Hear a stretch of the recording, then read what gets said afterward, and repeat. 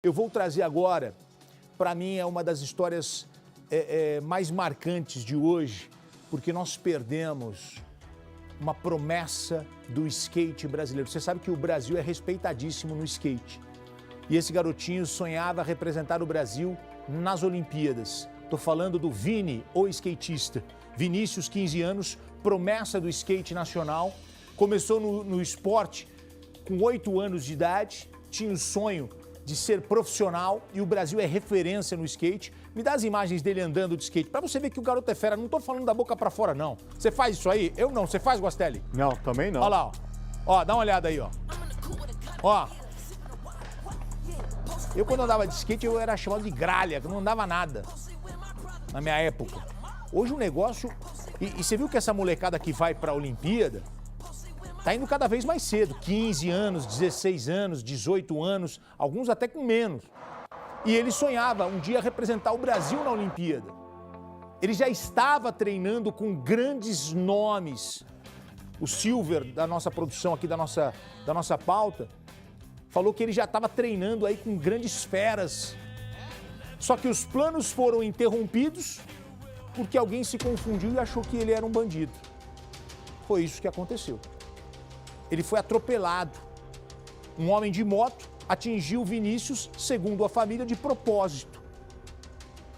E segundo o atropelador, ele teria dito que confundiu o Vinícius com os amigos com criminosos. Esse homem sequer tinha carteira de habilitação para pilotar moto. Deixa eu explicar como é que tudo aconteceu, você vai entender a história. Tudo aconteceu numa pista do Rodoanel, na zona norte de São Paulo. O local está em obras e os garotos usam ali para fazer atividades físicas. Tem gente que anda de skate, tem gente que vai fazer caminhada. E o Vinícius foi. Ele tinha marcado uma cirurgia no joelho. E o médico pediu para ele fazer fortalecimento, caminhar, fazer exercício. É uma orientação do cirurgião. E ali tinha um vigilante da concessionária que administra a via. E ele disse para a polícia que acreditava que os garotos eram criminosos e acelerou a moto para se desvencilhar deles. Mas acabou atingindo Vinícius em cheio. Ele chegou a ser socorrido, mas morreu no hospital. O outro amigo sofreu fraturas, foi levado para o hospital. E o outro amigo, o único que escapou sem ferimentos, vai falar agora na nossa reportagem. O pai de Vini também. O que chama atenção é que o caso foi registrado como lesão corporal culposa. Ah, foi sem querer, não teve a intenção. A família não quer isso. A família espera que o vigia responda por homicídio doloso, porque disse que ele acelerou intencionalmente na direção dos meninos. Olha o que aconteceu. Vini, agora, promessa do skate, está morto. Reportagem inédita e exclusiva na tela, vamos lá. O futuro promissor no skate.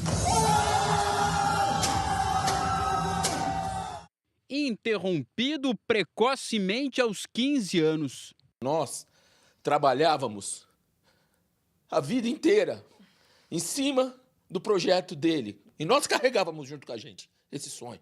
E ele tomou esse sonho de mim.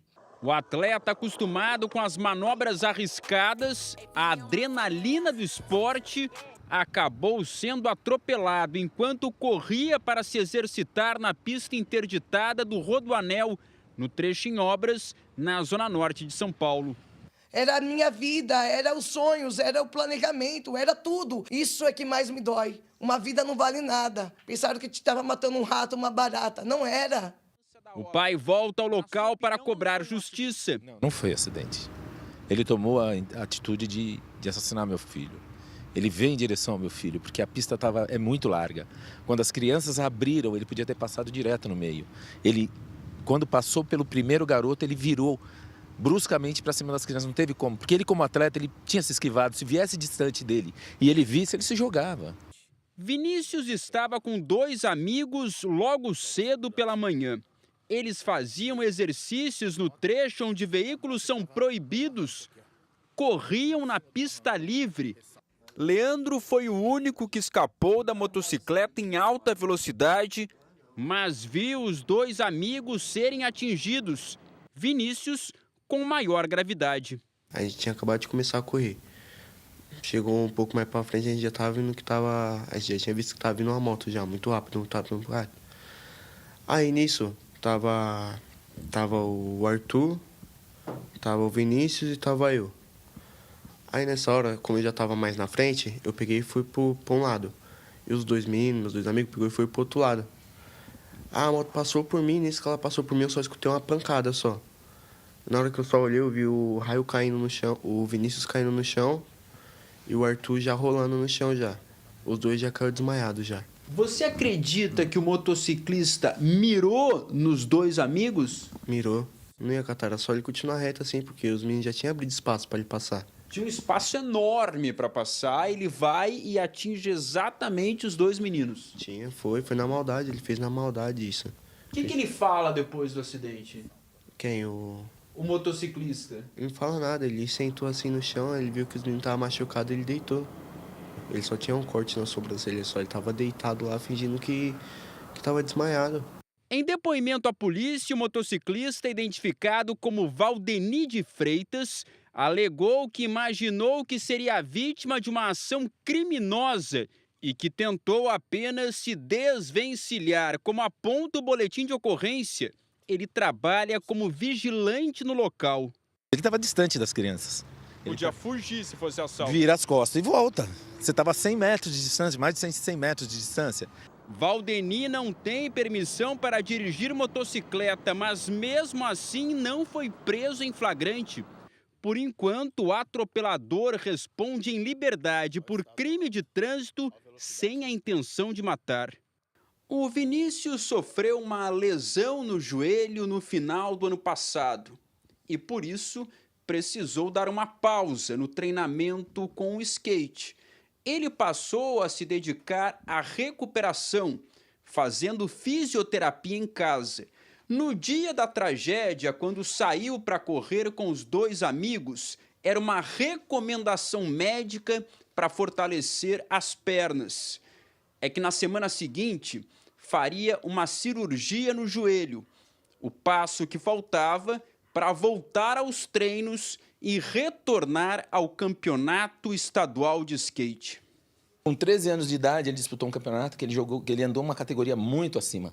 Ele tinha 13, ele andou numa categoria de 17. E ele foi segundo colocado. Onde que ele queria chegar com o skate? Ser profissional. Em 2024, ele começou a correr o Campeonato Paulista, né, federado pela Federação Paulista de Skate, e ele terminou em quinto colocado. Primeiro ano de campeonato dele. Ele terminou em quinto com a vaga para correr o brasileiro em Santa Catarina. Eu conheci o Vinícius há uns 2 anos e sempre que a gente andava de skate juntos, ele estava sempre evoluindo mais, sempre com manobras novas, e tenho certeza que ele tinha um futuro brilhante no skate. Sem qualquer dificuldade, a gente consegue se aproximar do canteiro de obras, que fica exatamente ali em frente. Só que no dia do acidente, era um domingo, os operários não estavam na pista. E o local acaba se transformando em um ponto de encontro dos jovens, também para a prática de esportes. O acesso, seu Josué, é muito facilitado. Aqui, por exemplo, o que era uma cerca já não existe mais. O senhor tem ideia de onde exatamente o seu filho acessou o Rodoanel? Ele entrou por uma parte assim, que está desobstruída, livre. Sem qualquer tipo de placa impedindo o acesso, sem qualquer obstáculo, não há dificuldade para chegar ali. Não tem dificuldade nenhuma. As crianças acessam, entram e vai brincar. Lá, no meu caso, meu filho, ele foi correr, que ele queria treinar. E ele queria simplesmente fazer uma coisa, acordar de manhã, vendo o sol raiar e ele correndo, praticando a atividade que ele queria. Ele podia fazer durante o dia, mas ele queria fazer cedo, porque ele gostava do amanhecer. Em nota, a concessionária lamentou o fato envolvendo o funcionário da empresa de segurança, prestou solidariedade à família e garantiu total apoio à investigação. A família de Vinícius não se conforma. Tem a dor que eu carrego comigo, eu sou muito contida, mas às vezes grita. É um clamor, é um grito por justiça, é um grito pelo um sangue ficar. O sangue do meu filho está naquele local. Ele teve a intenção de matar o meu filho. E ele vai pagar por isso. Porque ele tirou Nosso bem maior. Eu tenho 2 filhos. Os meus 2 bens maiores da vida, meus 2 filhos. E ele tirou um. Olha, seu Josué, Andréia, os meus sentimentos, né? O pai e a mãe do Vini. E o Ikeda, o skatista ali, falou muito bem dele. O Ikeda é um cara bem conhecido no meio do skate. E o que o pai fala no começo da reportagem é muito marcante, é muito forte. Quer ver? Olha, a família a família abriu mão de várias situações pelo projeto do garoto. Sabe aquilo que você tem uma viagem para fazer? Não vamos fazer porque nós vamos priorizar o campeonato que ele vai disputar em tal lugar. A família abre mão de um monte de coisa pelo sonho do garoto. E o pai fala, levaram esse sonho embora. Quer ver? Coloca o pai falando, por favor, seu Josué. Nós trabalhávamos a vida inteira em cima do projeto dele. E nós carregávamos junto com a gente esse sonho. E ele tomou esse sonho de... Muito forte, né? Muito forte.